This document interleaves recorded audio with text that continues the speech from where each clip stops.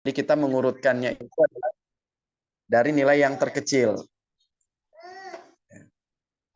Jadi kita urutkan dari nilai yang terkecil itu yang ranking pertama. Nah, di sini ketika kita lihat nilai yang terkecil itu adalah 15,23. Rankingnya ranking 1 ya. Kemudian urutan yang kedua. Urutan kedua 16,17 ranking 2 ya. Kemudian urutan yang ketiga 16,67 di responden yang ke-12 ranking 3. Nah, kalau kita lihat di sini ini nilai-nilainya tidak ada yang kembar. Ya, nilai untuk X-nya itu tidak ada yang kembar. Jadi kita enak mengurutkannya. 1, 2, 3, 4, 5, 6, kemudian 7, ya 8, 9, 10, 11, 12. Nah, terurut secara sistematis karena tidak ada nilai yang kembar. Oke, ini untuk ranking X sudah selesai. Sekarang untuk yang variabel terikat, yang Y. Kita lihat lagi, ada nggak nilai yang kembar kira-kira? Cek, oh ternyata juga sama seperti X, tidak ada nilai yang kembar. Nah, enak juga nih kita rankingkan. Jadi dari nilai yang terkecil ya sampai nilai yang terbesar. Jadi nilai terkecil itu yang ranking di awal. Nilai terkecil itu adalah responden yang ke-12, 11,5 HB-nya. Nilai rankingnya ranking 1.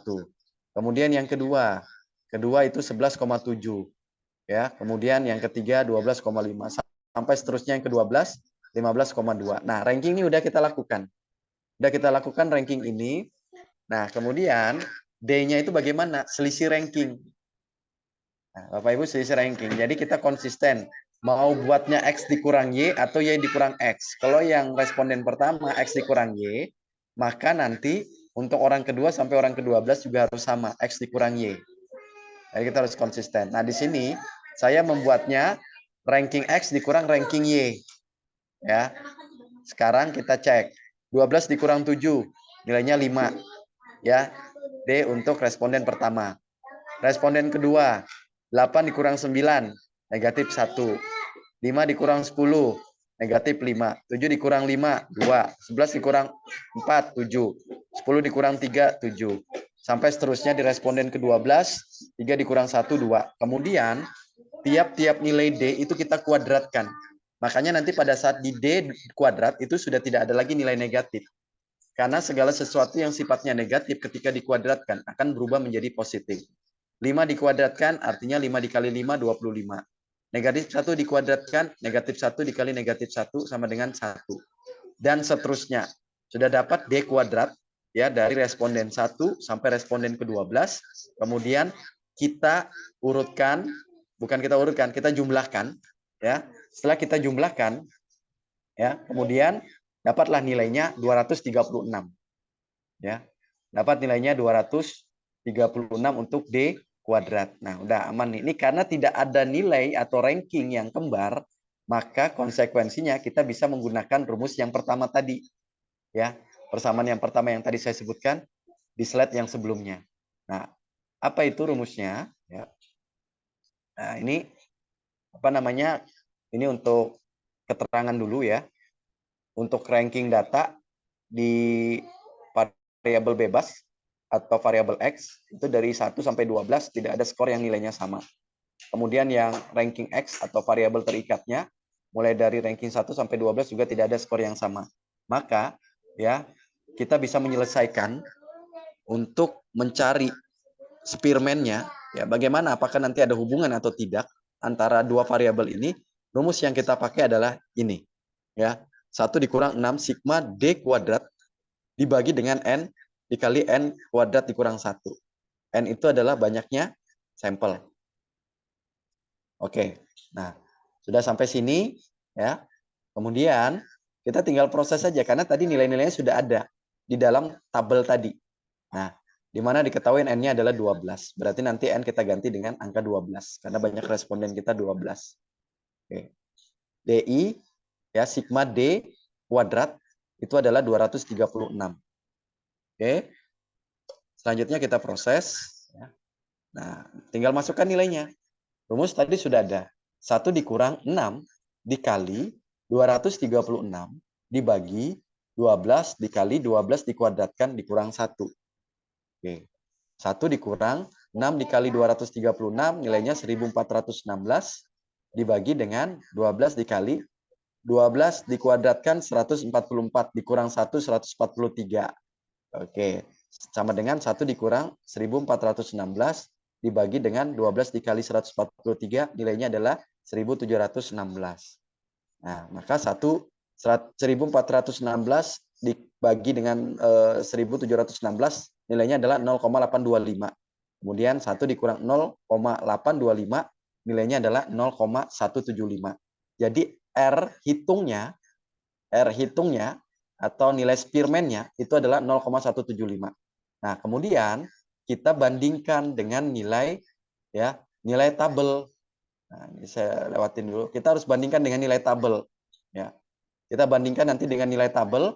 Kita cari nanti. Nah, Bapak Ibu bisa nanti browsing, ya, cari aja tabel R. Nah, nanti ketika sudah ketemu tabel R, cek, ya. Nanti di banyaknya sampel 12 pada alfa 0,05, nilai R tabelnya 0,51. Tadi persyaratan untuk menerima hipotesis atau hanya diterima dengan pernyataan ada perbedaan atau ada hubungan, ya, ada hubungan antara variabel X dengan variabel Y, persyaratannya RS-nya itu harus lebih besar daripada R tabel. RS hitungnya harus lebih besar daripada RS tabel, ya.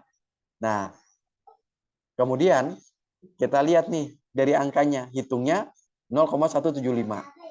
Sedangkan untuk tabelnya 0,591. Berarti kan nilai hitungnya lebih kecil daripada nilai tabelnya. Nilai tabel Spearman. Ya, nanti coba dicek nilai tabel Spearman. Ya, R Spearman ya, yang dicari R Spearman. Ya, nanti untuk tabel ya, nanti pada saat browsing cari di Google tabel R Spearman. Nah, nanti akan keluar. Saya belum lihat ini di slide saya ini ada nggak sudah saya cantumkan, nanti kita cek. Ya. Kalau misalnya ada di dalam slide saya, berarti Bapak Ibu mungkin nggak perlu lagi untuk mencari tabel R Spearman, ya, sudah terbantukan, sudah saya munculkan. Nah, kita lihat nih R hitung, ya, lebih kecil daripada R tabel, berarti interpretasinya tidak ada hubungan yang nyata antara IMT dengan kadar HB wanita pedagang sayur. Berarti tidak ada hubungan, ya, antara indeks massa tubuh dengan kadar HB. Nah ini ya. Oke. Jadi itu cara untuk menolak atau menerima hipotesis. R hitungnya harus lebih besar daripada R tabel untuk menerima ya hipotesisnya dengan pernyataan ada hubungan. Ya, tapi ketika R hitungnya lebih kecil daripada R tabel, ya maka hipotesis tertolak. Berarti pernyataannya itu adalah tidak ada hubungan antara variabel X dengan variabel Y. Oke. Ini ya Bapak Ibu, simpel kan? Oke, nanti saya akan ajarkan, langsung kita masuk, saya langsung hubungkan dengan aplikasinya, berarti ini langsung ke hubungannya ke mata kuliah manajemen data. Jadi bagaimana cara untuk mengaplikasikannya. Sebelum saya lanjutkan, sampai sini bisa dipahami enggak? Insya Allah bisa ya, mungkin tinggal nanti ketika mengulang lagi, slide ini kan nanti akan saya share ke Bapak Ibu sekalian. Ini sudah saya coba untuk buat slide per slide ini, sistematikanya ini betul-betul bisa beruntut. Jadi ketika buka satu slide, lanjut lagi ke slide yang selanjutnya tuh bisa, harapannya lebih mudah dipahami nantinya. Ya, saya pikir mungkin insya Allah bisa nih, ya, bisa. Yang penting itu bisa paham dulu yang pertama, rumus mana yang dipakai ketika datanya itu adalah atau rankingnya itu adalah ranking ada yang kembar. Ketika tidak ada yang kembar, mana rumus yang dipakai? Ya, ini ketika kita kerjakan secara manual. Tapi ketika kita kerjakan nanti dengan aplikasi SPSS, itu sudah tidak lagi melihat dia mau kembar, dia nggak kembar, atau ada ranking yang sama, atau semuanya rankingnya itu berbeda. Semuanya sama prosesnya, satu paket ya di dalam SPSS. Nah, ini cuma hanya persyaratan ketika kita mengerjakan manual.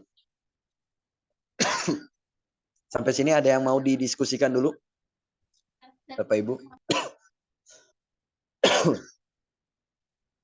Ya. Insya Allah bisa ya. Insya Allah bisa nih. Ya, ini kita nggak usah sampai cari nilai Z-nya. Ini contoh kasus yang kedua nih, misalkan. Ini saya berikan gambaran aja. Nanti sama aja sih cara menyelesaikannya. Cuma kasus yang kedua ini, saya buatnya ini dengan menggunakan rumus kedua sebenarnya. Ada ranking-ranking yang kembar. Tapi sama aja sih sebenarnya prosesnya nanti dilakukan. Ini contoh yang kedua, sebuah penelitian dilakukan untuk mengetahui hubungan antara jumlah rokok yang diisap per hari dengan kadar HbCO dalam darah. Nah, HbCO itu apa? Ya di dalam hemoglobinnya itu berarti ada apa? Ada zat apa nih? Nikotin ya. Kita ingin mengetahui ya kadar nikotin di dalam darah ya, di dalam hemoglobinnya. Karena kan kalau secara teori semakin tinggi tingkatan rokoknya, isapan rokoknya, itu kan secara teoritis kadar nikotin yang tertampung di dalam darah pun juga akan semakin meningkat kan seperti itu. Artinya ada hubungan. Orang yang ngerokoknya semakin aktif ya, semakin kencang rokoknya ya, itu kandungan nikotin itu akan semakin tinggi di dalam darah. Nah, secara teori berarti ada hubungan kan antara jumlah rokok yang dikonsumsi atau yang digunakan, yang diisap dengan kadar nikotin yang ada di darah. Nah, secara teori. Tapi kita nanti kan akan lihat dari hasil riset kita misalkan apakah sesuai atau tidak. Tergantung bagaimana nanti proses analisis, hasil analisis yang sudah kita lakukan. Nah ini contoh yang kedua ya, saya buat seperti ini. Nah ini misalkan ini, ya ini ada 14 responden. Nah, jumlah rokok yang dihisap dalam per hari 4 batang misalkan. Orang pertama dicek kadar nikotinnya ya 2,1 ya miligram misalkan. Kemudian orang yang kedua merokok dalam sehari hisapnya 6 batang ya. Kadar nikotinnya ketika dicek 2,8 dan seterusnya sampai orang yang ke-14 ya. Ini ada yang tinggi nih. Ini simulasi saja ya. Simulasi saja ini ya. Orang yang ke-8 wah, orang yang ke-5 bahkan ini satu harinya 40 batang ini ngerokok ya. Kadar nikotinnya 7,2 dan seterusnya sampai orang yang ke-14. Ini cuma hanya simulasi saja. Kita ingin analisis. Nah, sama prosesnya. Nah, ini kalau kita lihat ini kan perbedaannya dengan yang pertama. Kalau yang pertama itu kan tidak ada ranking yang kembar. Nah, kalau yang kedua ini kan ada ranking yang kembar. Sama seperti kita melakukan uji pada saat di minggu lalu Wilcoxon dengan Man Whitney. Jadi diurut dulu, ya, dibuat dulu sistematis, ya, dibikin dulu diurutkan dari nilai yang terkecil sampai nilai yang terbesar diurutkan. Baru nanti kita buat rankingnya. Nah, jadi nanti sudah jadi seperti ini, ketemulah nilainya 64 DI-nya. Sama aja sebenarnya, cuma hanya contoh yang berbeda saja. Nah, cuma nanti yang digunakan tuh rumusnya seperti ini. Ya, karena ada nilai yang kembar.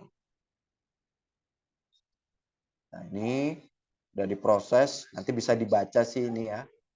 Nah, ini nanti bisa diikutin saja. Ya, proses-prosesnya ini sudah saya susunkan sedemikian rupa, harapannya sistematis. Jadi biar lebih mudah untuk dipahami. Nah, saya langsung to the point saja. Ini dapat RS-nya ya 0,858. Nah, kemudian kita bandingkan. Kita bandingkan dengan tabel Spearman. Nah, di dalam tabel Spearman respondennya ada 14, pada alpha 0,05 didapatlah di dalam R tabel itu 0,544. Nah, berarti R hitungnya lebih besar daripada R tabel.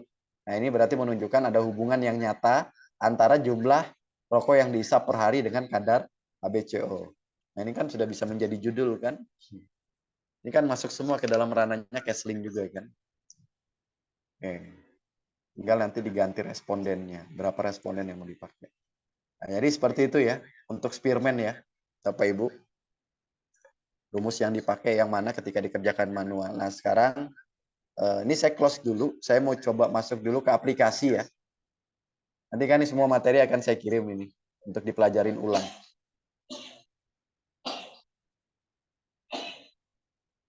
Saya masuk aplikasi.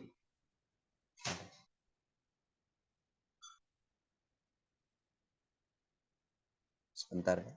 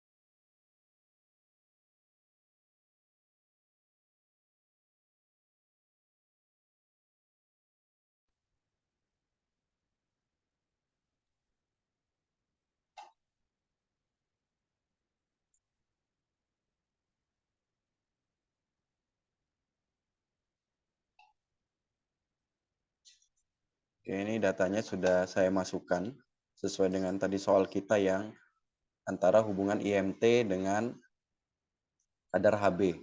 Ya, saya ngambil satu contoh saja ya, cara proses SPSS-nya ya, sama saja nanti yang dilakukan untuk yang data ketika rankingnya ada yang sama ya, karena tadi yang saya katakan untuk yang SPSS ini dia sudah tidak lagi melihat apakah ada yang sama rankingnya atau tidak, satu proses sama prosesnya.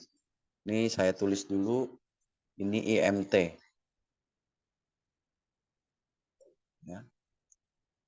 Ini kemudian yang ini adalah HB, tulis saja HB. Kalau yang HB kan ini cuma 1 digit ya. Kalau yang IMT kan 2 digit. Oke. Nah, sudah ya. Nah, kemudian ketika sudah kita input data di data view dan di variable view sudah kita rubah namanya, untuk yang pertama itu adalah IMT ya, kemudian untuk yang kedua itu adalah namanya HB. Nah, kemudian di mana Spearman berada, kita buka ya, analyze ya. Nah, analyze tadi yang saya katakan, Spearman itu masuk ke mana? Iya, jangan beli, pokoknya pernyataan kita minta, kalau kita aja. Masuknya dia di hubungan. Kalau masuknya di hubungan, berarti ada kata apa? Kalau kita Inggriskan, kita bahasa Inggriskan tuh hubungan itu apa? Di sini banyak nih item ini. Ada report, ada descriptive statistics, ada tables, ada compare means, ada general linear models, kemudian ada generalized linear models, ada mixed models, ada correlate, ada regression, log linear. Nah, yang mana nih kira-kira menurut Bapak Ibu nih? Saya akan menuju ke arah mana untuk bisa menemukan ada uji Spearman di dalamnya. Yang mana kira-kira Bapak Ibu? Karena Spearman itu adalah uji hubungan. Ya. Nah, berarti kita masuknya ke correlate, ya, korelasi, ya, korelasi. Nah, kemudian kita masuk bivariat, ya. Nah, masuk ke bivariat, klik bivariat. Nah, itu nanti akan ada 3 jenis korelasi, ya. Ada person, ada Kendall-Tau, ada Spearman. Semua ini adalah uji korelasi, tapi ini semuanya ada persyaratan. Kapan kita menggunakan person, kapan kita menggunakan Kendall-Tau, dan kapan kita menggunakan Spearman. Saya tidak menjelaskan dengan 2 ini, person dan Kendall, karena kita hari ini lebih spesifik ke Spearman. Nah, berarti tinggal kita centeng aja Spearman, karena yang akan kita pakai adalah ujinya Spearman. Oke, personnya kita hilangkan centangnya. Kemudian IMT dan HB-nya pindahkan ke variabel. Oke. Nah, ini. Oke, sudah pindah ke tabel, ke kotak variables. Nah, kemudian tidak perlu lagi ada yang dibuka ya. Kita langsung klik OK. Kita langsung klik OK ya. Setelah itu keluarlah nanti output. Nih Bapak Ibu lihat yang pertama tadi yang kita dapatkan dari nilai RS hitungnya itu kan 0,175. Sama nggak dengan tadi hasil kita pada saat kita kerjakan dengan cara manual? Ingat nggak masih hasil? Sama nggak? Oke, saya close dulu nih ya. Kita ini tolong dicatat ini ya. Lihatin hasil manualnya sama nggak dengan hasil SPSS-nya. Saya munculkan ulang. Ya.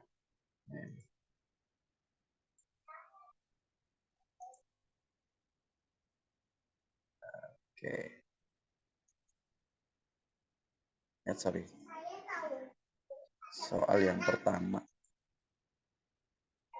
Nih. Sama nggak hasilnya dengan SPSS kita? 0,175 kan? Ya, ini ya. Ini ya RS hitungnya. RS hitung 0,175. Oke, saya kembali close. Kita balik lagi ke SPSS. Ya.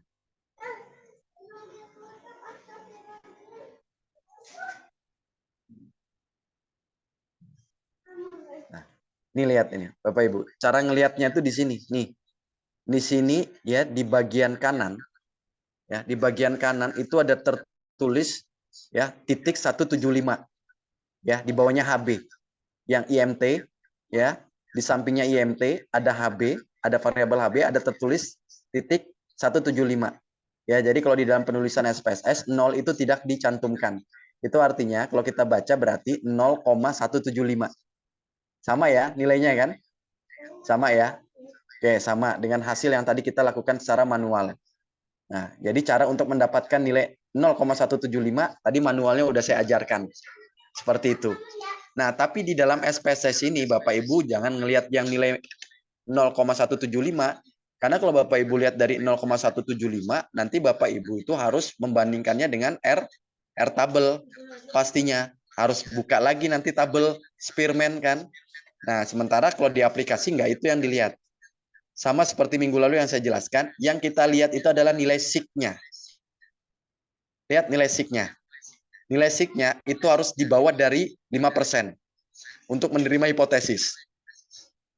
Harus di bawah 0,05. Tapi buktinya nilai SIG-nya ya, SIG-nya itu dalam kurung 2 tail itu nilainya 0,597. Lebih besar kan daripada 0,05 ya. Makanya kesimpulannya adalah tidak ada hubungan antara IMT dengan kadar HB. Nah, sederhana kan? Proses Spearman kalau kita aplikasikan dengan SPSS dalam waktu hitungan tidak sampai 1 menit, mungkin yang penting datanya udah kita input duluan, proses kita udah tahu di mana Spearman, dah keluar outputnya, kemudian tinggal kita terjemahkan. Oh, lihat dari SIG-nya, oh berarti tidak ada hubungan nih antara indeks massa tubuh dengan HB. Dari mana bisa lihat? Dari SIG-nya. SIG-nya berapa? 0,587, lebih besar. Karena tidak boleh lebih dari 5%. Ya, tidak boleh lebih dari 0,05. Faktanya di sini nilai SIG-nya lebih dari 0,05. Oh, berarti hipotesisnya ditolak. Atau pernyataannya tidak ada hubungan antara variabel X dengan variabel Y. Nah, paham ya? Oke. Mudah kan? Ya ini materi untuk yang aplikasinya saya hubungkannya langsung ke manajemen data.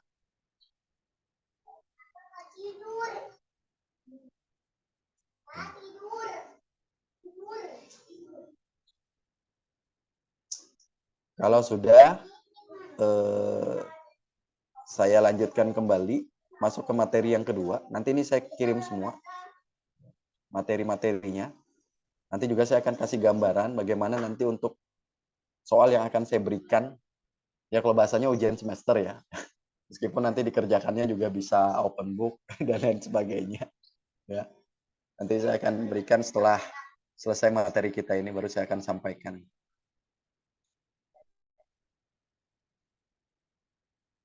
Ini saya close dulu SPSS-nya. Oke, saya masuk ke materi yang kedua. Materi kedua kita ini adalah materi ANOVA.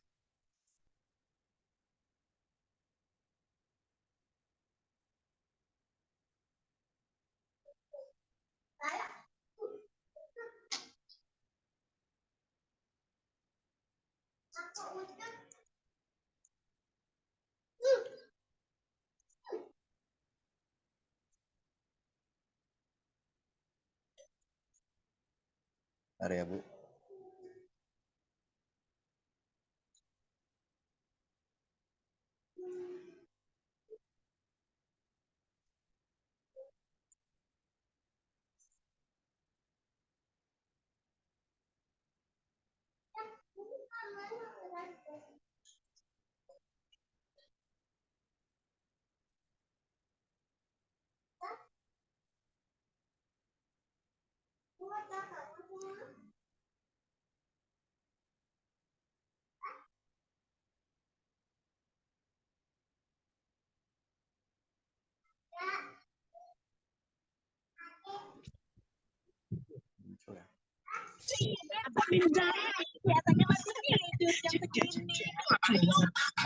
ANOVA ini ya, jadi ANOVA ini dia masuknya tuh ketika kita ini punya sampel, kita ini punya kelompoknya itu lebih daripada 2. Nah, kalau yang minggu lalu saya sempat jelaskan kepada Bapak Ibu sekalian ketika punya 2 kelompok, ya, yang berbeda, maka kita nanti akan melakukannya dengan Mann-Whitney.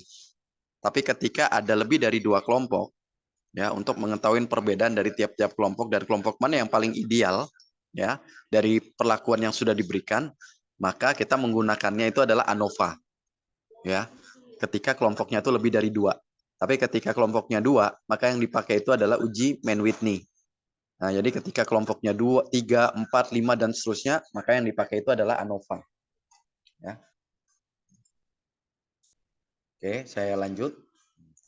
Jadi ANOVA ini, ya, jadi dia untuk mengukur, ya. Nanti kita ANOVA ini dia sifatnya adalah data yang sifatnya adalah datanya normal semua dari semua kelompok. Misalnya kelompoknya 3, kelompok 1, 2, 3 itu tidak ada, boleh ada yang data yang tidak normal, maka ANOVA lah yang bisa digunakan. Nah, ini saya langsung ke ini saja bagaimana ini ANOVA ini sebenarnya banyak, ya. Ada one way ANOVA, ada two way ANOVA, ada MANOVA. Nah, yang kita hari ini akan lebih fokuskan ini kita cukup ke belajar ke ANOVA satu arah, ya. ANOVA satu arah. ANOVA satu arah aja ini lumayan ini apa namanya prosesnya lumayan panjang. Nah, ini jadi langkah-langkah menghitung ANOVA yang pertama kita menentukan dulu nilai deviasi kuadrat atau jumlah kuadrat yang disingkat JK. Kemudian kita lakukan dengan nilai derajat bebasnya berapa, ya. Kemudian menentukan nilai min kuadrat atau kuartil tengah. Kemudian kita hitung nilai F hitung dan kita bandingkan nanti dengan F tabel. Nah,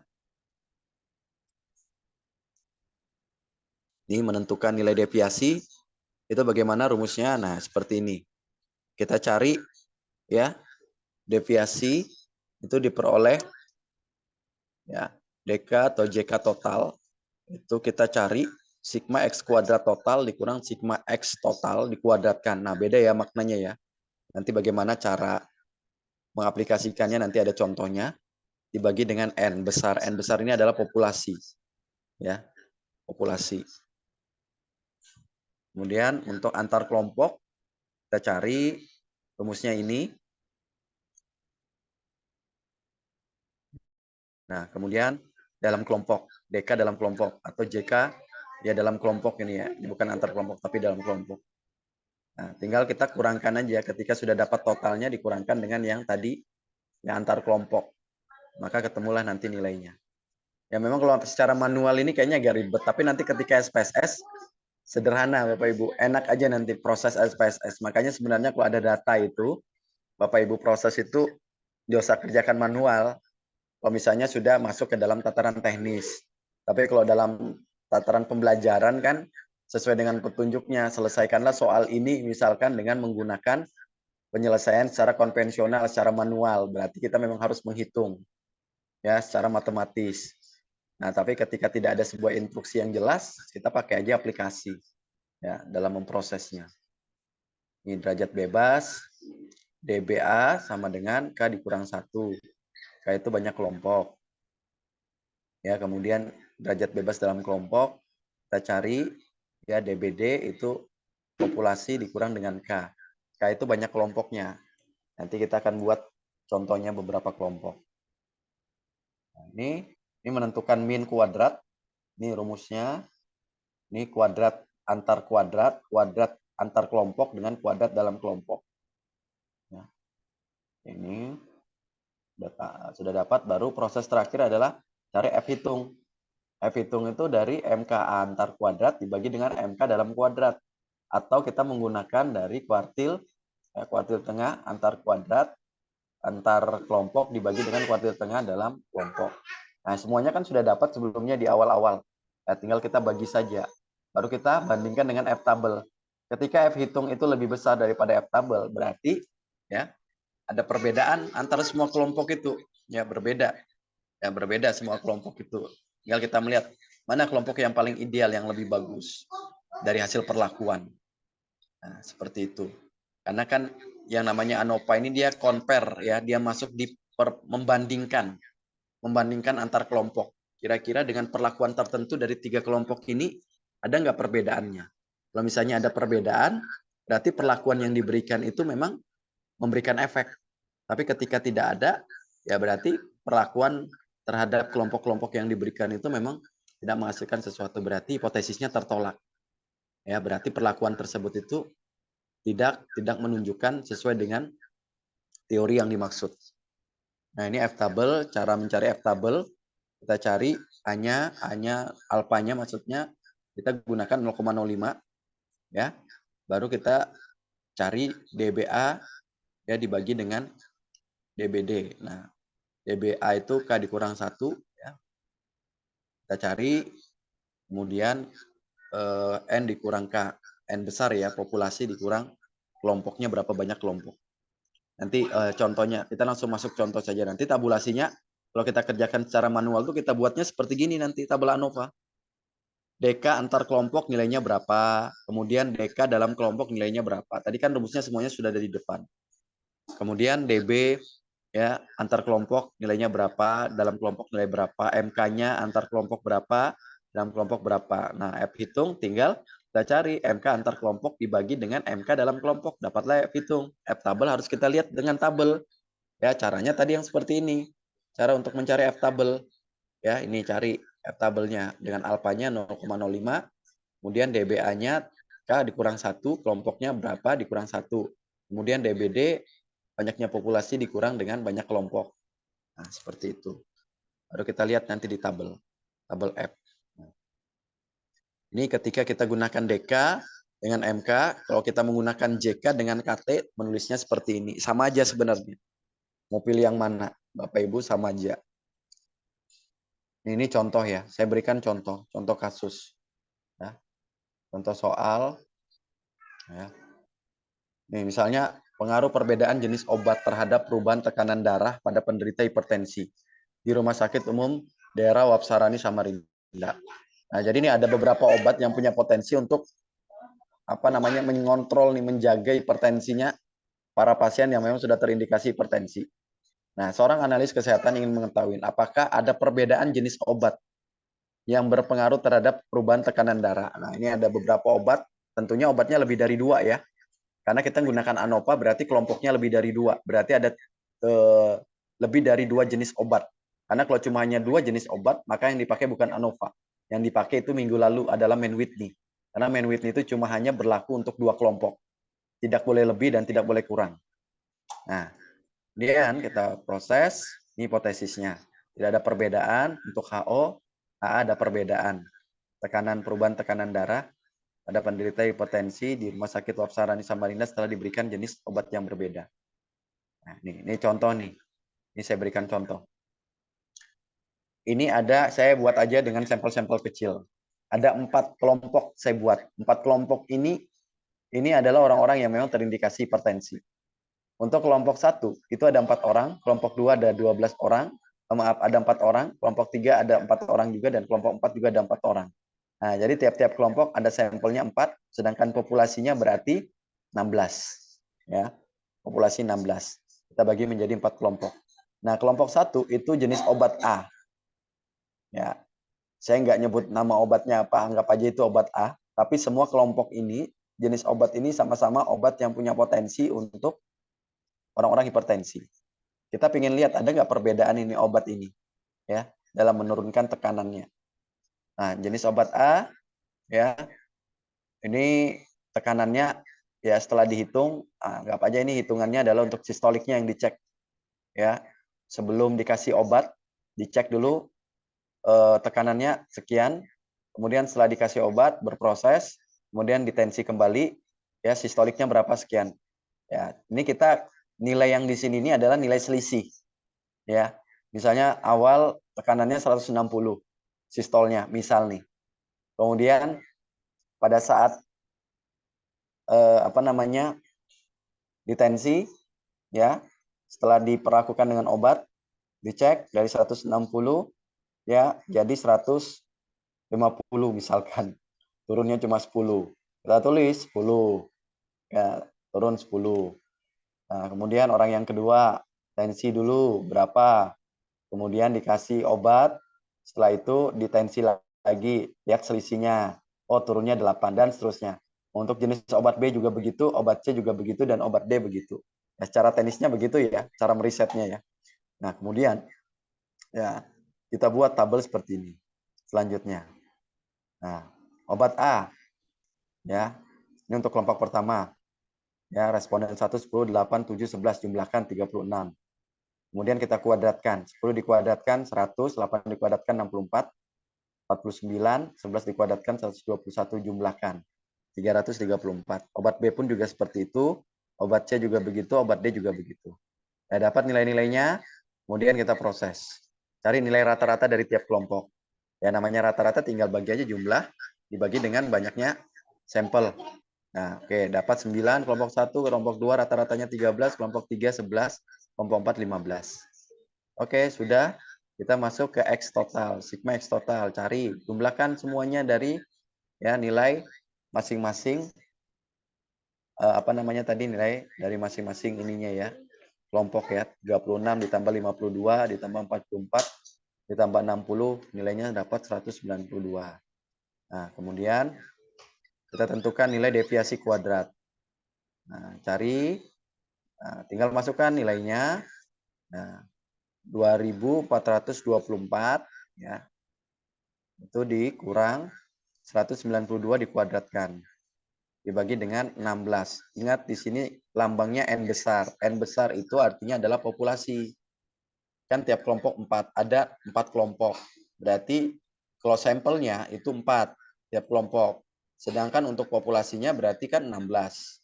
Ya, kita gabung dari semua kelompok, banyaknya berapa? 16. Nah, makanya dibagi 16. Ya, 2424 dikurang 192 kita kuadratkan dulu, dapat hasilnya dibagi 16. Nah, kurangkan 2424 dikurang dari hasil yang tadi, dapatlah hasilnya 120. Oke, dapat nilainya. Nah, kemudian cari yang antar kelompok. Nah, tinggal kita masukkan. Ya, nilainya untuk kelompok pertama tadi 36. Kuadratkan dibagi 4. Kelompok yang kedua 52 dikuadratkan dibagi 4. Kelompok ketiga ya. Kemudian sampai kelompok keempat.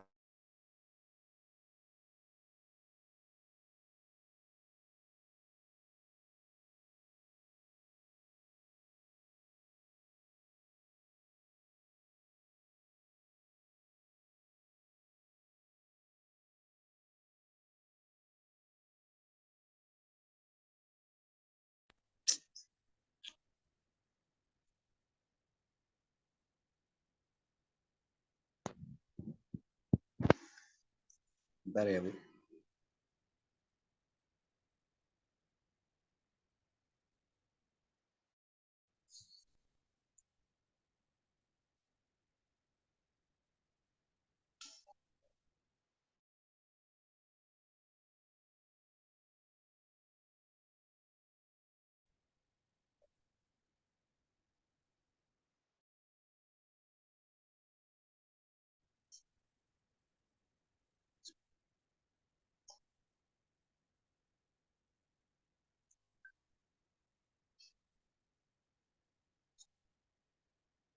Oke, saya lanjutkan. Mohon maaf nih, jaringannya tadi sempat macet-macet karena saya gunakan tethering ini.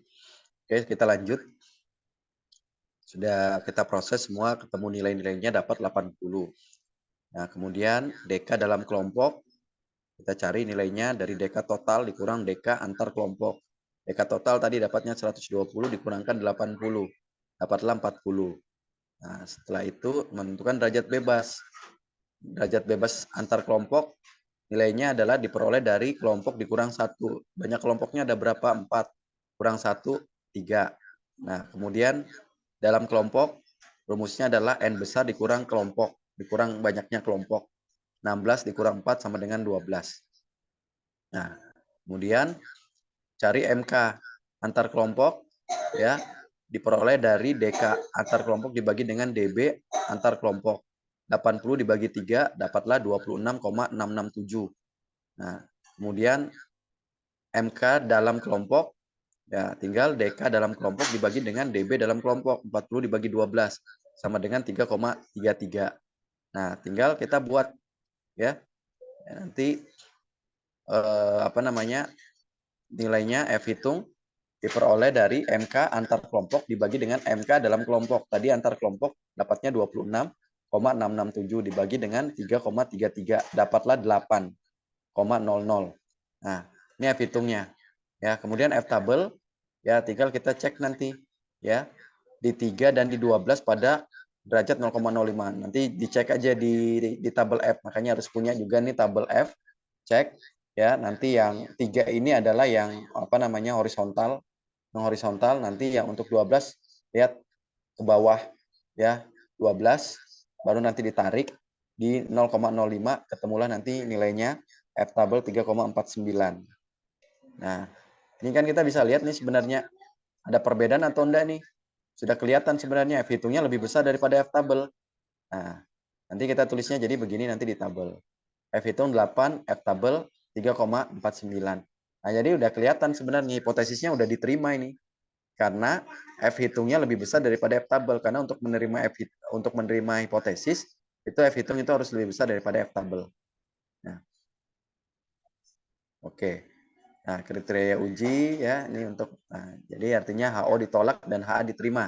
Ada perbedaan rata-rata perubahan tekanan darah pada penderita hipertensi di rumah sakit Wahab Sarani setelah diberikan jenis obat yang berbeda. Jadi obat-obat ini punya potensi untuk menurunkan tekanan ya bagi orang yang hipertensi, tapi di antara keempat obat ini maksudnya ya, interpretasinya maksud dari hipotesis diterima dari keempat ini, 4 obat ini secara teori ini punya potensi memang untuk menurunkan tekanan ya.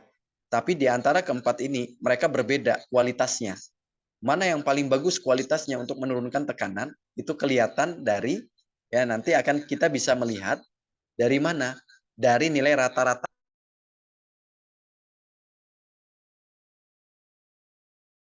ya sempat carikan nilai rata-ratanya ya Bapak Ibu ya. Ini tadi nilai rata-ratanya pada saat kita hitung mana tadi? Dapat nilai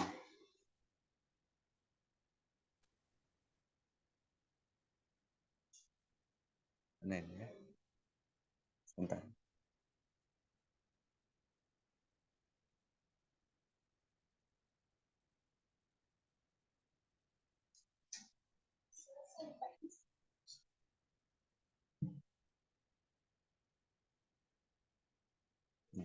Nah ini ya. Nah ini nilai rata-ratanya kan. Ini nilai rata-ratanya ini. Kelompok 1 nilai rata-ratanya 9, kelompok 2 13, kelompok 3 11, kelompok 4 15. Nah ini. Tadi kan terbukti dari keempat obat ini sebenarnya punya potensi ya untuk menurunkan tekanan. Ya karena tadi F hitungnya lebih besar daripada F tabel. Jadi hipotesis HA-nya itu diterima. Ada perbedaan dari keempat obat ini dalam menurunkan ya tekanan darah pada orang yang terkena hipertensi. Nah, berarti terbukti bahwa obat ini memang punya perbedaan. Sama-sama potensi tetapi ada yang lebih potensial. Nah, bagaimana kita bisa menjustifikasi di antara keempat obat ini yang paling potensial itu yang mana? Kita lihat dari nilai rata-ratanya, Bapak Ibu. Nilai rata-rata yang terbesar ini di antara 4 obat ini yang mana? Yang kelompok 4 kan, 15. Nah, berarti kelompok 4 ini ya yang paling recommended jenis obatnya terhadap orang yang hipertensi. Jadi seperti itu cara menerjemahkannya. Nah, selesai. Ya, cara menginterpretasikannya seperti itu. Nah, ini kelihatan dari sini nih. Nah, ini Bapak Ibu, kalau kita nanti lihat ya di hasil SPSS, nanti saya ajarkan. Ini saya kopaskan, saya taruh di sini. Ini lihat jenis obat D, nilainya itu ada tanda bintang. Bapak Ibu kalau bisa lihat di slide saya. Nih, ada tanda bintang nih di jenis obat D. Muncul di obat D ada tanda bintang. Nah, itu yang menunjukkan berarti obat D ini yang paling potensial. Ya, obat D. Ini coba, kalau yang lain-lain kan nggak ada nih muncul tanda bintang. Di obat A ada muncul tanda bintang, di obat B ada muncul tanda bintang. Yang C tidak ada, cuma hanya yang ada di D. Ya, di D saja ini muncul tanda bintang. Nah, artinya apa? Ya, dari keempat obat ini, mereka terbukti punya perbedaan dalam rangka untuk menurunkan tekanan darah pada orang yang hipertensi. Nah, namun di antara keempat ini ada obat yang paling ya superlatif ya yang paling potensial untuk menurunkan tekanan darah pada orang yang terkena hipertensi. Obat apa yang dimaksud? Yaitu jenis obat D. Apa itu obat D? Saya juga nggak tahu ya obat D itu apa. Ini kan cuma hanya simulasi saja ya. Nah, jenis obat D. Nah, itu yang sangat recommended berarti. Oke, ini ya. Seperti ini. Nah, kemudian saya close dulu ini prosesnya. Saya masuk dulu langsung ke aplikasi ya, ke aplikasinya dengan menggunakan SPSS.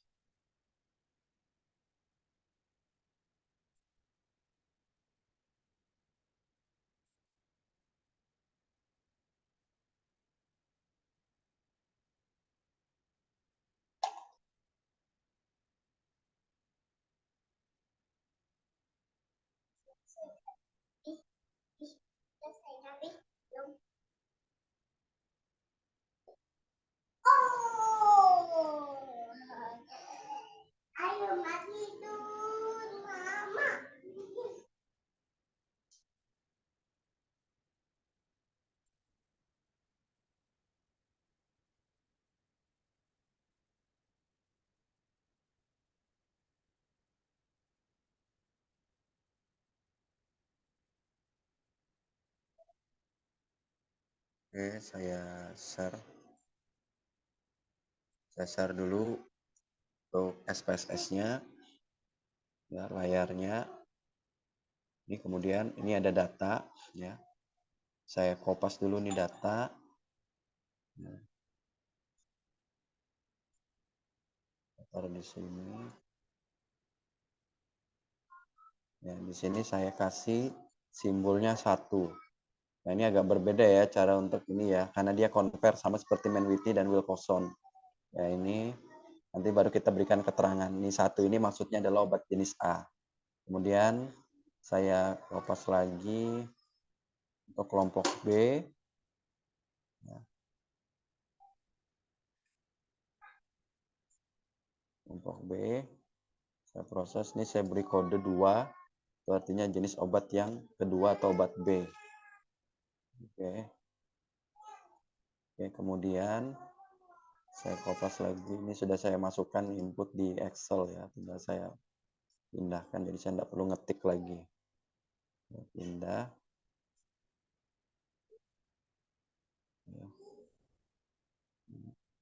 Kemudian saya kasih label 3. Nah, 3 kelompok obat ketiga atau obat C. Kemudian yang terakhir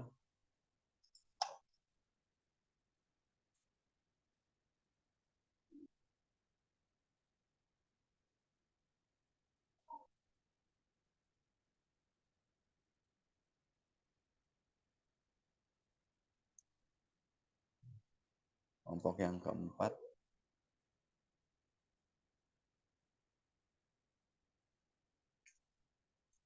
Oke. Nah, kita kasih dulu ini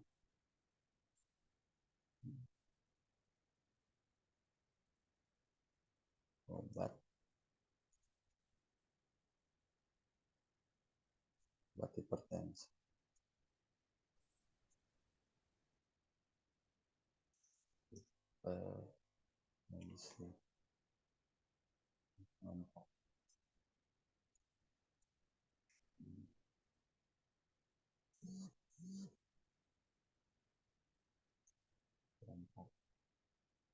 Ini kita buat desimalnya 0 ya. Coba kita cek ya, nih. Karena kita tidak ada desimal, jadi desimalnya kita nolkan. Nah, ini kita buat labelnya obat hipertensi. Obat hipertensi. Nah, kemudian yang ini kelompok. Nah, kelompok.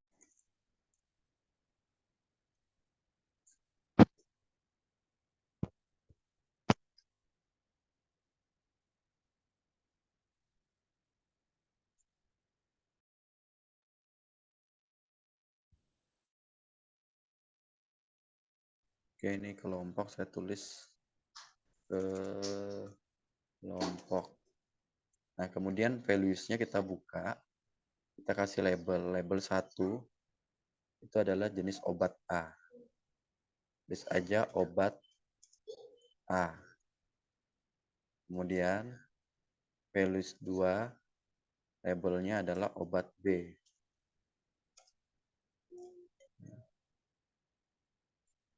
Kemudian yang ketiga, ya, itu adalah obat C.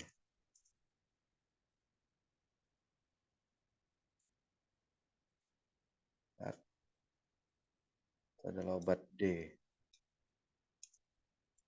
Oke, bahkan. Ya. Oke, sudah. Nah, setelah ini sudah kita input datanya. Nah, kemudian nanti mengarahnya kemana? Ya. Buka analyze, ingat ya. ANOVA ini sama dengan Mann-Whitney Wilcoxon. Dia berada di zona compare. Ya, berarti tinggal kita buka ya, compare, kemudian nanti menuju ke di paling bawah ini ada tulisan. Nih, ANOVA one way ANOVA. Ya, Bapak Ibu. Nah, ini. Jadi kita nanti menujunya ke sini. Kemudian kita klik. Ya, masukkan obat hipertensi itu di dependent list. Kemudian kelompok kita masukkan di faktor. Nah, oke. Oke. Nah, saya kembalikan ya. Oke, masukkan di faktor. Nah, udah. Kemudian kita cek dulu kontras, nggak ada yang perlu kita tambah. Postdoc-nya, ya, nggak perlu kita dulu kasih. Kemudian option, ya, nggak perlu juga ada yang kita isi. Oke. Udah langsung, sudah seperti gini, langsung kita proses. Ya, udah langsung kita klik OK. Nah, ini lihat Bapak Ibu. Tadi kita ngerjakannya F hitungnya dapatnya 8 kan? Iya enggak? Iya, 8 ya, dapat ya. Secara manual tadi kita dapatnya F hitungnya 8 ya. Nah, oke. Sig-nya. Nah, ingat sekali lagi kalau ngerjakannya dengan aplikasi SPSS, Bapak Ibu nggak usah lagi ngelihat nilai F-nya. Karena kalau ngelihat nilai F-nya itu otomatis kita nanti harus bandingkan dengan tabel. Nilai F hitungnya harus bandingkan dengan tabel ya. Balik lagi berarti secara teknis harus ngerjakan secara manual. Nah, nanti kalau sudah di SPSS ketemu, ini outputnya sudah keluar, ya. Jangan lagi lihat F hitungnya. Yang perlu kita lihat adalah nilai sig-nya. Ingat, sig-nya nggak boleh ada di atas 5% untuk menerima hipotesis. Harus berada di atas 5%. Maaf, harus berada di bawah 5%. Nah, kita lihat nih nilainya kan 0,003 kan? Ya kan? Lebih kecil daripada 5%. Ya, tidak di atasnya 5%. Nah, berarti terbukti kan bahwa hipotesisnya diterima. Ada perbedaan antara keempat jenis obat tersebut dalam menurunkan tekanan darah bagi orang yang terkena hipertensi. Nah, kalau kita mau ngecek Bapak Ibu, kalau benar tuh terbukti hipotesisnya, kita bisa melanjutkan ujinya ya untuk melihat mana sih kelompok yang paling potensial menjadi rekomendasi untuk penyakit hipertensi. Nah, tadi saya sudah jelaskan di awal pada saat manual itu kelompok yang keempat. Ya, kelompok yang keempat. Kita lihat karena ada tanda bintang. Ya, jadi tanda bintang itu menunjukkan itulah yang paling ya kelompok yang paling ideal ya. Kelompok jenis obat yang paling ideal itu jatuhnya itu adalah di kelompok yang keempat. Jenis obat yang keempat. Nah, gimana caranya untuk mengetahui? Tadi cara sederhananya kita bisa melihat dari nilai rata-rata. Ya, nilai rata-rata. Nilai rata-rata yang terbesar itulah yang paling paling baik ya jenis obatnya untuk orang yang hipertensi. Nah, terus bagaimana kalau kita aplikasikan lewat SPSS? Nah, jadi nanti seperti gini Bapak Ibu. Nah, ya, masuk di Compare, kemudian masuk di ANOVA. Nah, ini dengan catatan proses selanjutannya itu untuk melihat yang mana yang paling itu ketika terbukti dulu hipotesisnya ya, bahwa hipotesisnya diterima. Kalau nggak diterima nggak usah dilanjut. Nggak usah melihat yang mana yang paling, nggak ada. Ya, nggak akan ada yang paling ini, yang paling yang paling ideal atau yang paling recommended atau yang paling baik ya kualitas obatnya. Nggak usah lagi dicari karena hipotesisnya aja tertolak. Nah, ini dengan catatan ketika hipotesis diterima, kita bisa lanjutnya ke post hoc. Post hoc ini banyak jenisnya ya. Nah, bisa pakai LSD, benpenroni yang tadi yang saya munculkan di dalam slide saya gunakan yang ini. Ini cuma bentukan-bentukannya aja, bentukan tabelnya aja yang berbeda-beda. Semuanya bisa dipakai. Saya pakainya bonferroni. Nah, ini sudah significance levelnya 0,05. Udah langsung secara otomatis. Kita pakainya 0,05. Kemudian kita langsung continue. Oke. Nah, keluarlah. Nih Bapak Ibu lihat outputnya. Lihat, ini outputnya di obat D ada bintang. Ya, yang lainnya tidak ada muncul bintang di kelompok-kelompok yang lain, cuma hanya ada di kelompok D muncul bintang. Nah, ini yang berarti menunjukkan bahwa kelompok D inilah yang paling efektif atau yang paling lebih potensial ya untuk rekomendasi terhadap penyakit hipertensi di dalam memberikan treatment agar terjadi penurunan terhadap tekanan darah orang yang terkena hipertensi. Nah, jadi seperti itu Izin, Pak. Nggak kelihatan pemunculan bintang tadi, Pak. Ini masih tabel. Masih anu ya. Hasilnya nggak tampil, Masih, Pak. Mohon maaf. masih tabel. Tabel biasa aja nih. Tadi Oke, pemunculan bintangnya nggak kelihatan. Oh, enggak, anu ya. Oke, saya coba ulang dulu. Coba saya close dulu ya.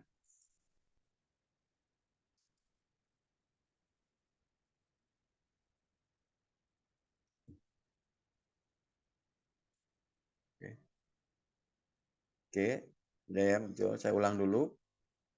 Masuk compare, ya. Kemudian dari compare, sorry.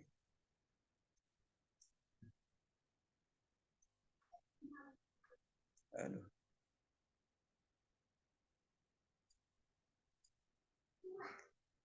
Oke, saya buka. Ini analyze. Kemudian menuju ke compare min. Nah, di dalam compare min itu nanti ada one way ANOVA. Saya klik. Nah, muncul ya seperti ini. Ini tadi kan begini dia, awalnya kan begini. Ya, sebelum saya pindah, dia nanti munculnya seperti gini. Ya, pada saat kita buka. Nah, kemudian ini saya pindah obat hipertensi di dependent list. Kemudian yang kelompok itu saya kliknya ke faktor. Nah, oke, sudah. Kita langsung oke saja. Nah, sudah oke. Nggak keluar ininya ya. Outputnya nggak ada ya. Nggak muncul di sini ya. Oke, ini saya munculkan outputnya ini. Oke. Saya close dulu.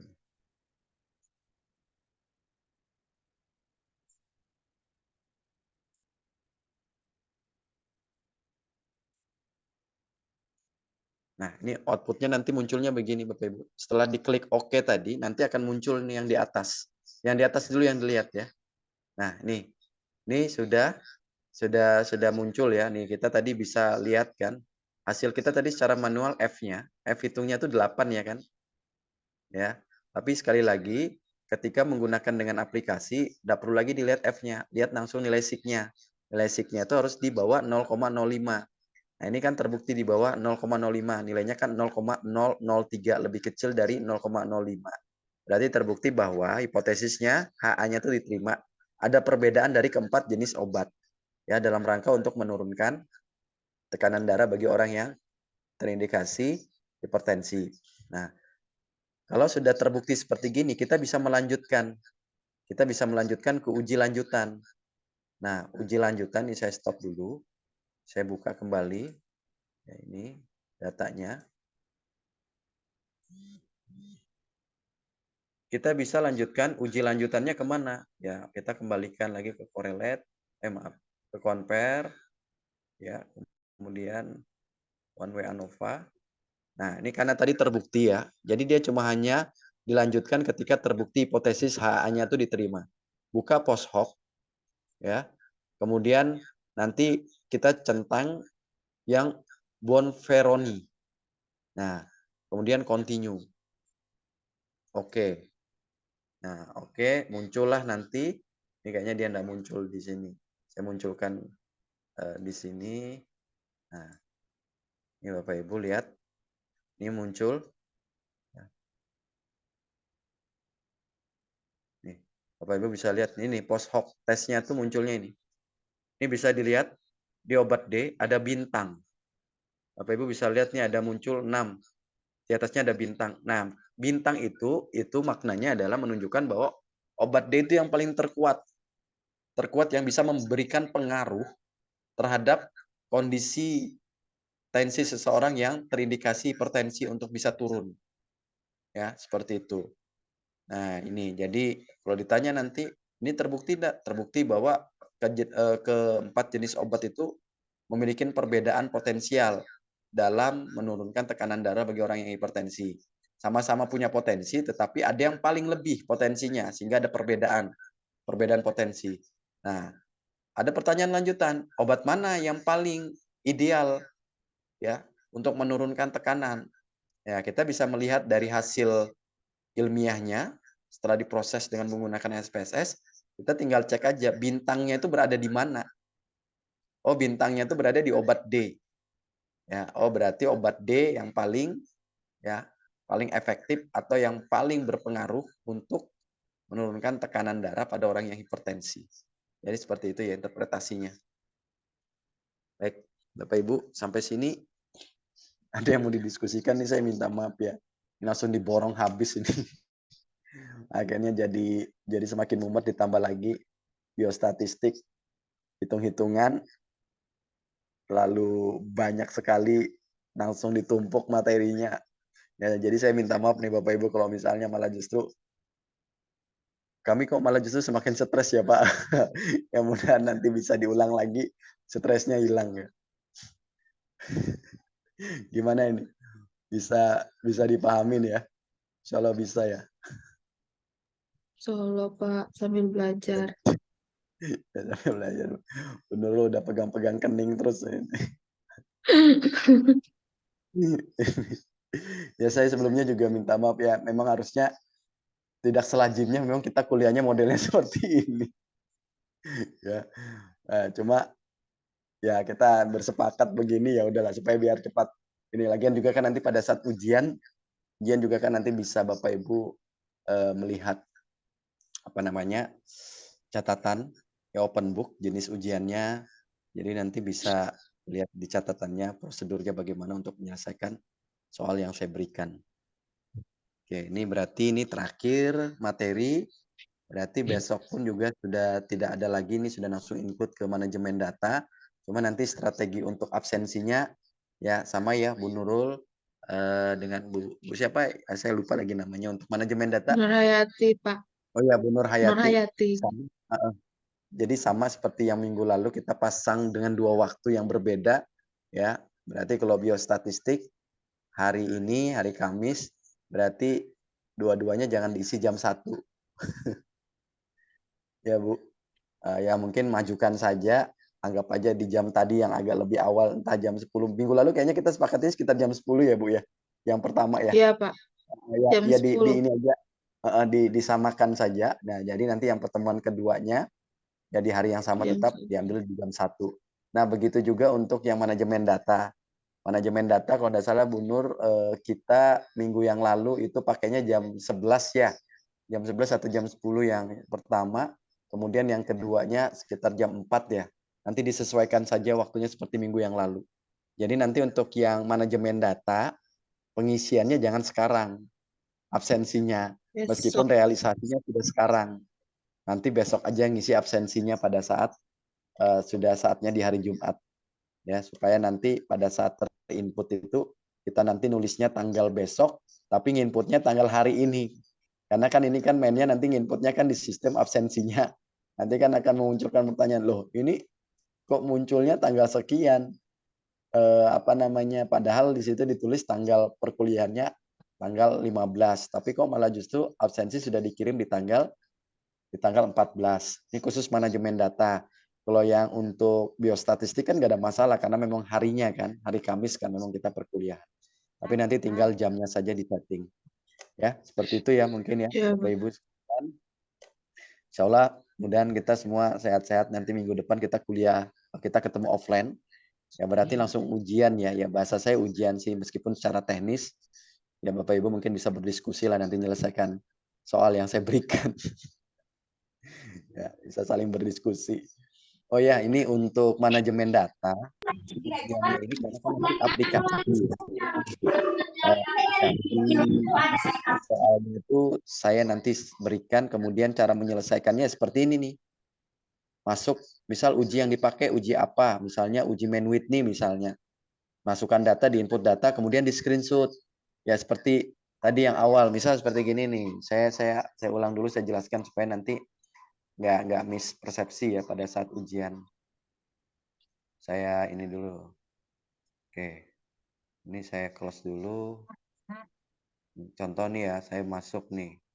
Misal ada soal nih. Saya berikan soal Bapak Ibu. Kemudian Bapak Ibu menganalisis. Ya, menganalisis soal itu masuk ke SPSS. Makanya nanti gimana ya Bapak Ibu? Saya sih bukan mengharapkan sebenarnya karena nanti aplikasi sih ya. Soalnya tuh nanti dalam bentuk aplikasi sih.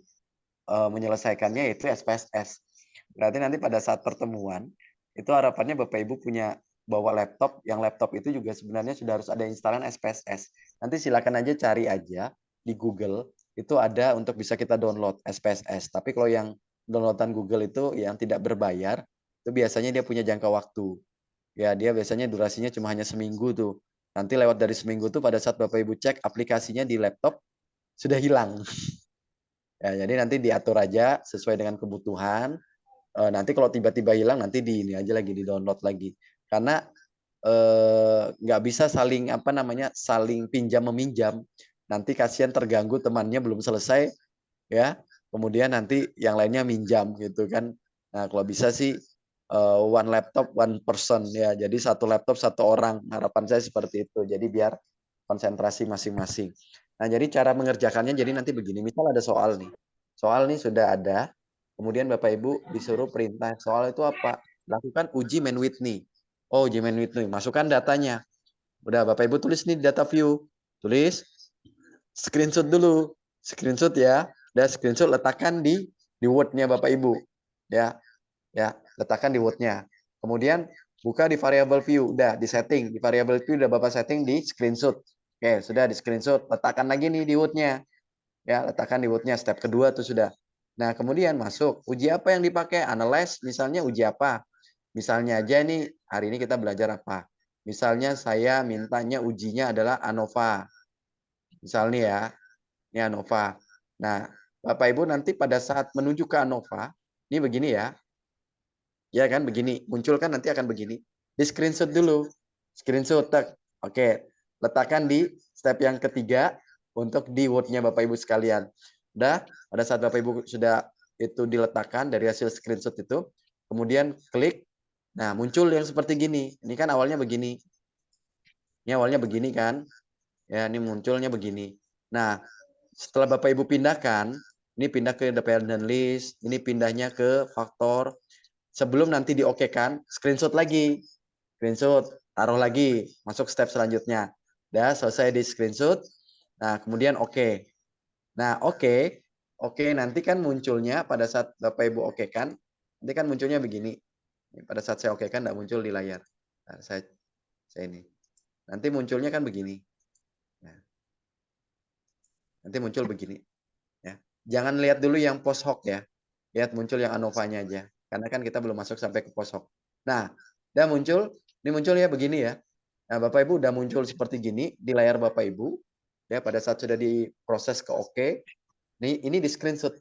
Ini screenshot nih. Dah. Screenshot.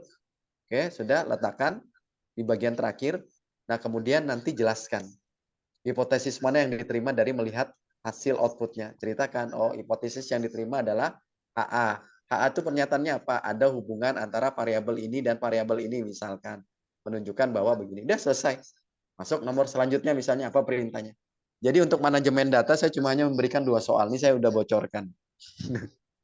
2 soal aja. Nah, jadi seperti gitu ya Bapak Ibu proses mengerjakan ya. Proses mengerjakannya nanti untuk manajemen data itu adalah lewat aplikasi, kemudian hasil-hasilnya itu kita screenshot, kita letakkan ke Word. Nah, kemudian setelah diletakkan di Word, sudah selesai semua 2 soal itu, Bapak Ibu simpan dalam bentuk PDF. Bapak Ibu simpan dalam bentuk PDF, ya usahakan nanti pada saat proses pengiriman itu internetnya semuanya aktif. Karena nanti akan saya kirimkan Google Drive. Google Drive itu nanti Bapak Ibu tinggal kirim ke Google Drive yang sudah saya kirim ke Bapak Ibu itu untuk Bapak Ibu masukkan ke dalam Google Drive itu hasil kerja Bapak Ibu sekalian. Dan jangan lupa dituliskan nama dan NIM-nya. Jadi nanti seperti itu mekanisme ujian untuk yang manajemen data. Ya. Semuanya bisa bisa open book. Open book, jadi bisa ngelihat prosesnya bagaimana. Palingan kan nanti angkanya saja yang berbeda. Semuanya kan sudah saya ajarkan mekanismenya. Ya, jadi seperti itu. Nanti untuk statistik kerjanya secara manual. Kalau biostatistik penyelesaiannya manual. Nah, sedangkan untuk yang manajemen data, menyelesaikannya dengan aplikasi. Jadi soalnya insya Allah sama. Soalnya sama Bapak Ibu. Soal biostatistik dengan manajemen data itu soalnya sama. Cuma nanti bentuk penyelesaian berbeda. Nanti untuk biostatistik menyelesaikannya ya, Pak, dengan ya? manual. Ya, biostatistik menyelesaikan dengan manual, sedangkan nanti untuk manajemen data nanti masuknya ke aplikasi cara menyelesaikannya. Ya, nanti tinggal screenshot saja hasil-hasilnya. Ya, seperti itu. Ini saya berikan gambaran soal ya gambaran proses pengerjaan. Masih sama ya, Pak, ya? Ya, Bu. Jadi Kenapa, Bu? hasilnya sama nanti dengan biostatistik, Betul. kan itu secara manual. Benar. Sama manajemen data itu nanti hasilnya sama ya, Pak, ya, dengan soal yang sama ya? Iya, sama. Soalnya sama, Bu. Cuma nanti kalau perintahnya di Oh, iya, Pak. biostatistik kan menyelesaikannya dengan cara manual. Ya kan? Nanti Ya. kalau yang di manajemen data menyelesaikannya dengan aplikasi SPSS. Sama, soalnya sama. Oh iya. Nah, ini saya udah kan bocoran nih, jadi biar Bapak Ibu sekalian biar lebih mantap lagi persis. Iya, Pak, biar kita ini sudah agak tenang sedikit. Ya, saya cuma ngasih 2 soal aja kok Bapak Ibu. Saya ngasih 2 soal aja. Ya, soal itu nanti ada 2 kasus. Dan itu sudah saya sebut, Bu. Manajemen data. Kalau si Nur Hasanah, jadi Bapak Ibu nggak perlu lagi nanti mikir ini datanya seperti gini.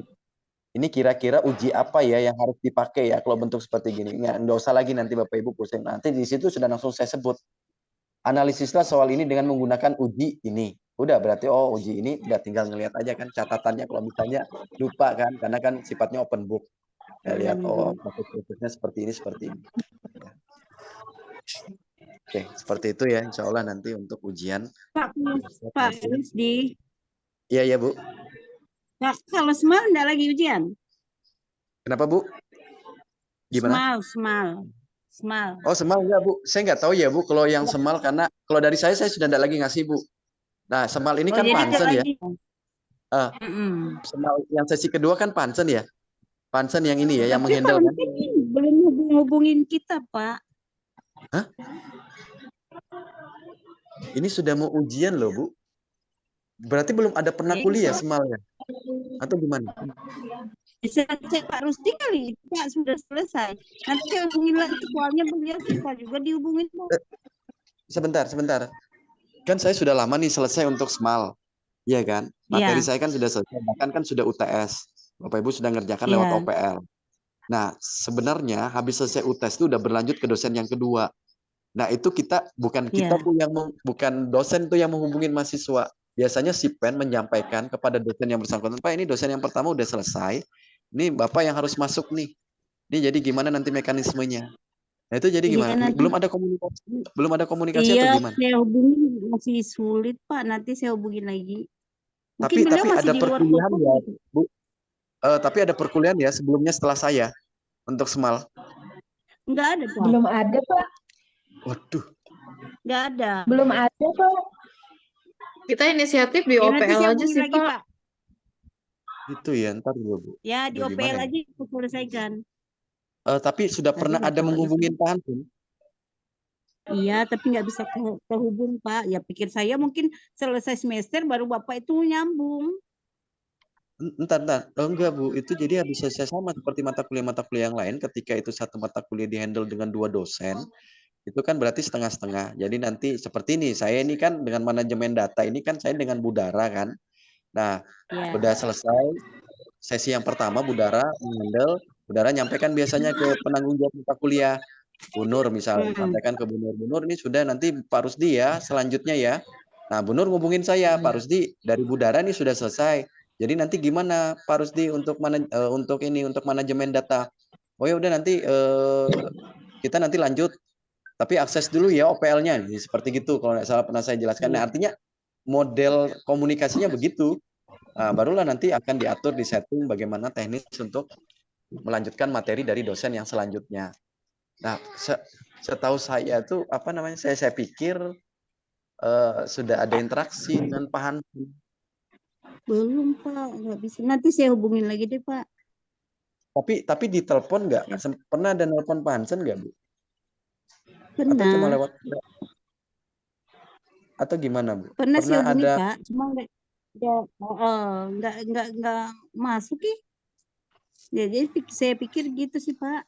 Mungkin apa hari ngubunginnya lewat semester baru dia lewat chat, landing. lewat chat atau langsung by phone Telepon, langsung HP. By phone, Pak. ya di By telepon. phone. Eh, lewat chat ada juga nggak Bu? Artinya ya kita Kalau tulis biasanya si chat enggak, Pansen. Pak. Kenapa? Kalau chat enggak. Waduh. Nah biasanya gitu Bu. Pansen tuh memang tipikalnya kadang kalau misalnya apalagi kan lagi studi juga ini. Iya. Kalau saya tuh biasanya selalu gunakan 2 backup. Membackupnya 2. Kalau misalnya telepon saya nggak direspon dengan Pansen, saya chat. Pansen itu kalau chat pasti dibaca entah kapan, tapi pasti dibaca. Pasti dibaca dan pasti direspon. Ya meskipun kita ngechatnya hari ini baru besok, tapi dia selalu merespon. Nah kalau nggak di chat sama sekali, dia kalau cuma hanya sebatas ditelepon, biasanya nggak akan balikin untuk ditelepon. Nggak akan Gitu ya, balikin. Pak. Tapi kalau chat, biasanya Pansen pasti akan ngerespon. Meskipun kapan itu entah secepatnya atau mungkin tertunda dulu beberapa jam atau sampai beberapa hari, tapi selalu. Pansen itu selalu itu. Karena memang sudah kami pesanin dulu seperti itu dan itu memang sudah kami buktikan. Ya, siapapun dan mahasiswa pun juga saya tanya, yang mahasiswa yang saya partner dengan beliau, khusus mahasiswa reguler, ya saya tanya, ini sudah nggak lagi saya nih, Pansen, gimana? Ada komunikasi enggak? Oh ya Pak, kami sudah dialog dengan Pansen lewat chat. Beliau ada informasinya seperti begini-gini ya, sudah berarti sudah saya lepas. Gitu. Nah seperti gitu. Waduh ini Tapi gimana ya ini? sejauh ini Pak kami lanjutin aja di OPL, gimana ya? Iya, Apa seharusnya kali? sih Bu, nggak bisa sih ya seperti itu ya. Harusnya tetap ada komunikasi dengan dosen yang bersangkutan. Beliau yang mengatur, oh kalau misalnya instruksinya OPL ya, OPL. Kita nggak bisa berinisiatif, oh sudah kita OPL aja terus nggak bisa Bu. Itu keputusannya itu adalah dari si dosen. Sama seperti saya misal, Bu Yola ngubungin saya, Pak Rusdi nanti kita gimana? Hari ini saya minta maaf, ya saya nggak bisa langsung menghandle secara langsung lewat penjelasan.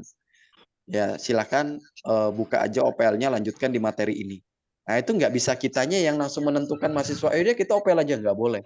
Itu dianggap nggak kuliah. Nah jadi Apa ini Pak? Ibu sampai hari ini kalau boleh kami katakan, oh ini bahasa salah ini nanti kalau ketemu jadi temuan ini di Prodi nih. Pak Anu nanti bisa repot nih ke saya nih nanti seolah-olah saya kan tidak tanggung jawab ini. Aduh, harusnya disampaikan pada saat ada trouble begitu. Harusnya disampaikan, Pak ini sampai sekarang saya nggak bisa komunikasi. Pak Hansen gimana ya? Ini masalahnya ini sudah mau ujian Bu, minggu depan sudah ujian. Materi harusnya dianggap sudah selesai. Ya meskipun Bapak Ibu itu berinisiatif mengakses OPL, tapi kan itu nggak diketahui dengan dosen yang bersangkutan. Dianggap nggak pernah ada kuliah. Jadi Bapak Ibu ketika nanti buat screenshot, bahkan sampai membuat jadwal, bukan jadwal, tetapi membuat absensi, kan itu biasanya ada dikirim absensi online level. Itu dianggap nggak sah itu Bu, karena tidak ada sebuah persetujuan atau tidak ada sebuah pengetahuan atau taunya si dosen yang bersangkutan yang menghandle mata kuliah itu bahwa ada perkuliahan yang berjalan pada saat itu.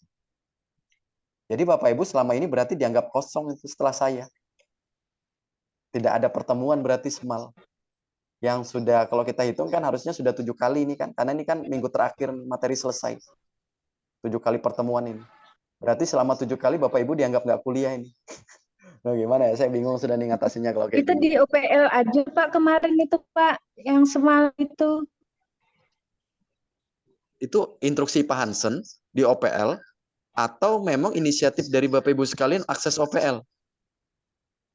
Nggak tahu Mbak Yola ya, kalau saya kemarin gini Pak, sehabis Budara kemarin kan, bilang saya kalau manajemen data nih, Budara Kalau benar kan jelas. sekarang kita habis UTS ini, kita apakah masih lanjut Budara atau gini? Oh enggak, Bu, bilangnya, Pak Rusdi. itu sekarang dilanjutkan sama Pak Rusdi. Nah, baru Benar. itu Kalau saya benar nih ngomong ke mekanismenya, Pak Bu. Rusdi, iya. Benar. Benar, mekanismenya benar. Makanya tadi saya beri contoh kan, karena kan yang handle 2 dosen ini kan manajemen data dengan mata kuliah SMAL. Kalau yang biostatistik kan ini full penuh saya, jadi nggak ada masalah. Nah, yang menghandle mekanismenya harus begitu. Begitu juga di SMAL. SMAL saya pertama, udah selesai, saya sampaikan ke PMJ, penanggung jawab mata kuliah. Nanti komunikasinya dengan dosen kedua. Ikutin instruksinya apakah OPL, atau nanti harus dengan cara online tapi lewat Google Meet atau Zoom. Karena tidak mungkin untuk kuliah langsung.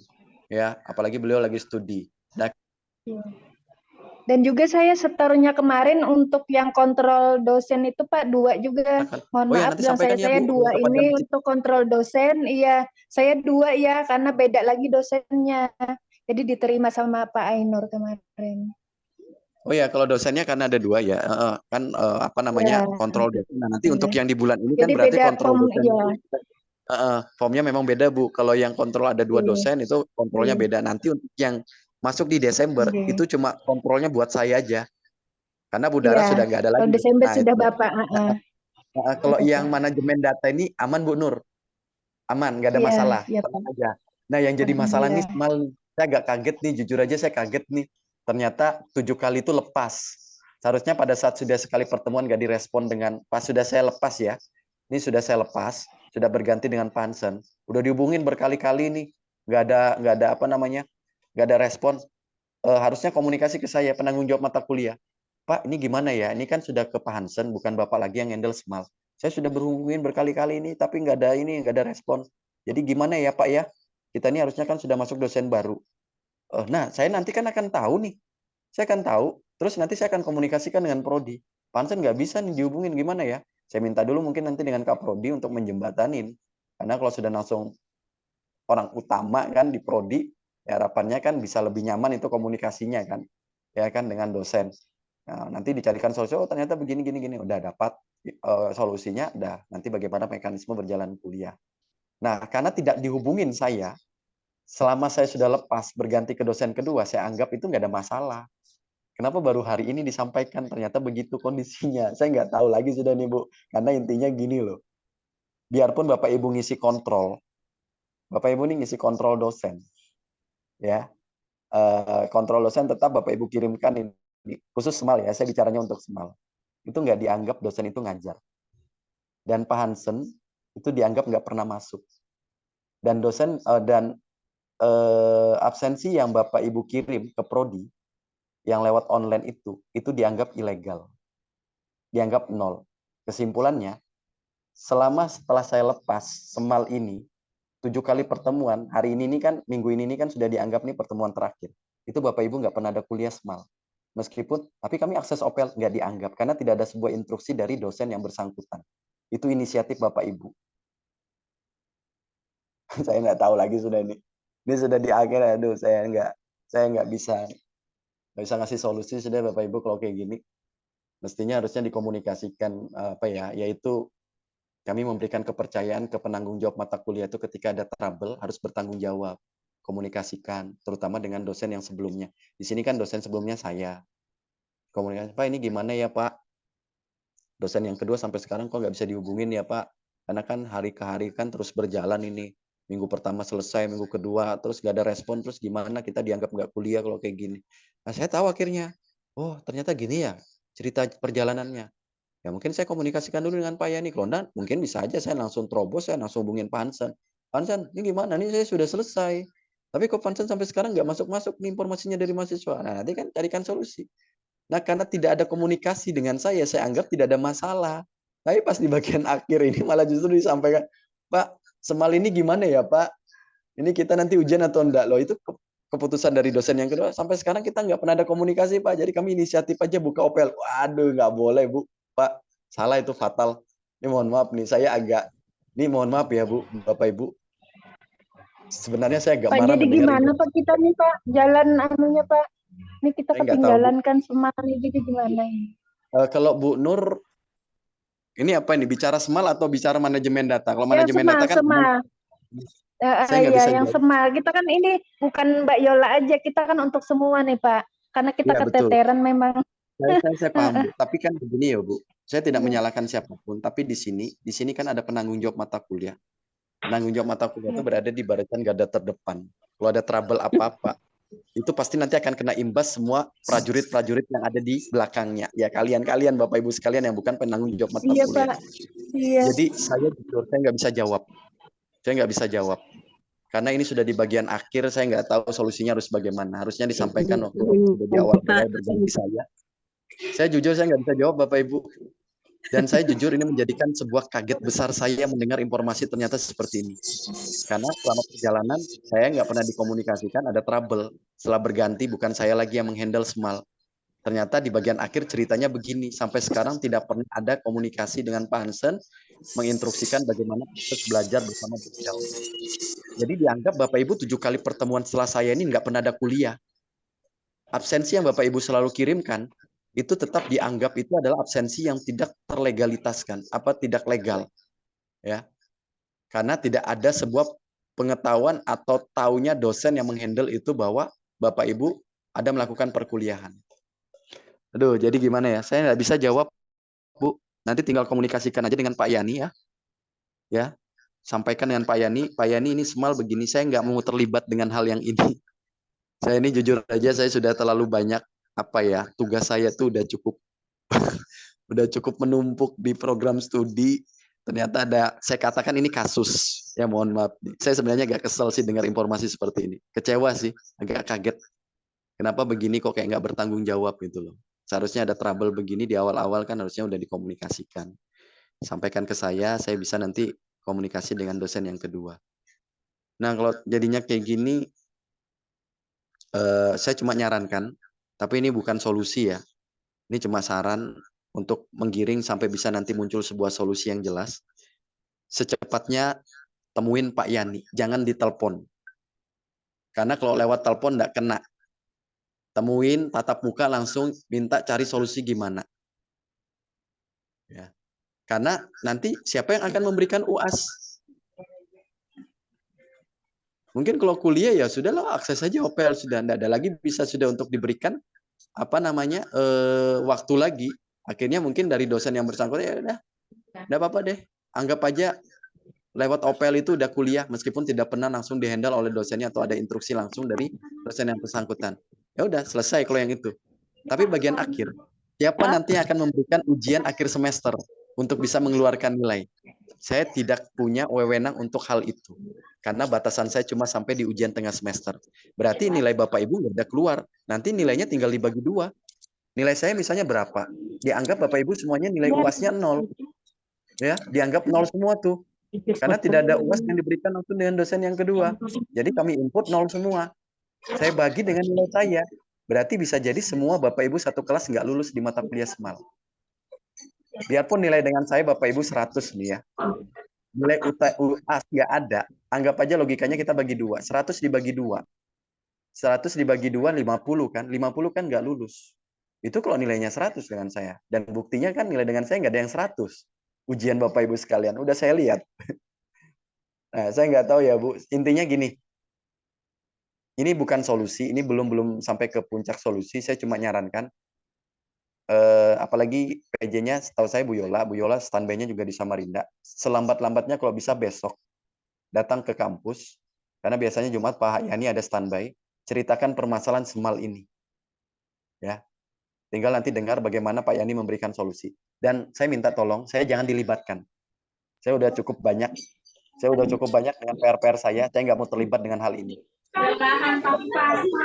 Biasanya ini sudah cukup karena ini bukan kesalahan saya. Ya, saya sudah instruksikan waktu itu sampaikan ke dosen kedua, saya sudah selesai.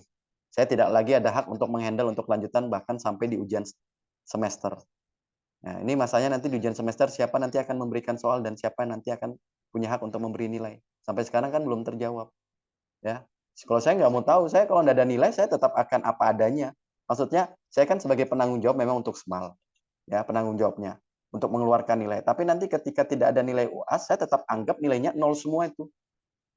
Karena faktanya tidak ada mengerjakan soal kan. Ya, jadi jangan salahkan saya, mohon maaf nih Bapak Ibu. Jangan nanti Pak Rusdi kok egois begini, enggak. Saya nggak egois, saya sudah memberikan banyak sekali peluang-peluang untuk memudahkan Bapak Ibu sekalian. Tapi nanti kalau untuk di SMAL, ada sebuah cerita memang berbeda. Kesalahan dari kita. Nanti kalau di SMAL ada sebuah trouble, tiba-tiba saya input nilai, Bapak Ibu melihat publikasi nilai itu, tidak ada satupun mahasiswa yang lulus di mata kuliah SMAL, saya nggak mau dilibatkan. Saya cuma hanya menjalankan sebuah sistem. Saya kaget, benar saya kaget sekali kok begini ceritanya gitu loh. Ya, ini udah fatal sih sebenarnya karena ini sudah bagian akhir. Kalau misalnya tadi di 1-2 pertemuan sampaikan ke, Pak ini kita sudah 2 kali pertemuan nih, tapi Pak Hanson sampai sekarang nggak ada respon. Gimana ya? Oh ini masih lah, perjalanannya belum terlalu jauh. Oke lah, saya bisa. Ini kan sudah bagian cerita akhir kita. Karena minggu depan itu kan sebenarnya harapannya dosen teman-teman itu di prodi itu kalaupun masih ada materi minimal 1 materi ya baru dilanjut dengan ujian semester. Nah kalau saya kan langsung saya selesaikan di hari ini. Nah minggu depan itu kita ketemunya secara offline tuh udah langsung menyelesaikan persoalan soal ujian seperti itu. Jadi sudah tidak ada lagi materi. Nah ini ya jadi saya cuma nyarankan itu Bapak Ibu. Harapannya sih paling lambat besok bisa ketemu dengan Pak Yani. Ya, kalau bisa sih buat janji saja dulu lewat WA chat.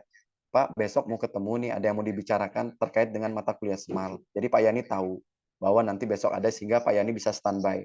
Khawatir nanti tiba-tiba dadakan, Bapak Ibu ada yang mewakilin ingin ketemu Pak Yani entah kemana, ya selisihan, ya udah selesai. Ya, saya nggak tahu lagi sudah bagaimana solusinya. Ya, nah itu.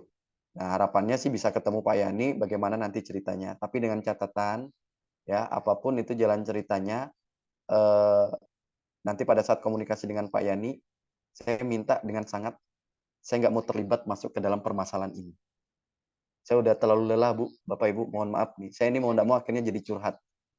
Saya tuh sampai saya bilang nanti semester genap saya nggak mau terlalu banyak ngambil mata kuliah. Ini sebuah hal yang tidak adil, saya bilang. Ya, saya jujur saja, saya bilang kita punya satu beban yang sama, tapi kok terkesan pimpinan kok lebih cari aman. Bapak Ibu bisa nyaksikan kan? Tidak ada satupun di pimpinan prodi, ini saya mau nggak mau cerita saja nih, tapi ini off the record saja. Ada nggak satu mata kuliah yang dipegang dengan pimpinan prodi untuk mata kuliah yang ada di RPL? Saya tanya Bapak Ibu, cerita dengan jujur. Ada nggak pernah ngajar untuk satu mata kuliah saja? Nggak ada kan? Nggak Tidak ada, ada, Pak. Pak. Tapi di Sebenarnya reguler harusnya dia pegang nggak, Pak? itu pun juga nggak berimbang, cuma hanya beberapa mata kuliah. Dan itu tidak full, selalu berpartner dengan dosen yang lain. Saya sempat marah, jujur saya sempat marah. Kalau seperti begini saya nggak mau. Bukan berarti otoritasnya harus begitu. Semua anak buah yang harus dikerahkan, tapi pimpinan cuma mengongkang-ongkang kaki. Nggak adil seperti itu. Makanya ini ya mau nggak mau saya akhirnya jadi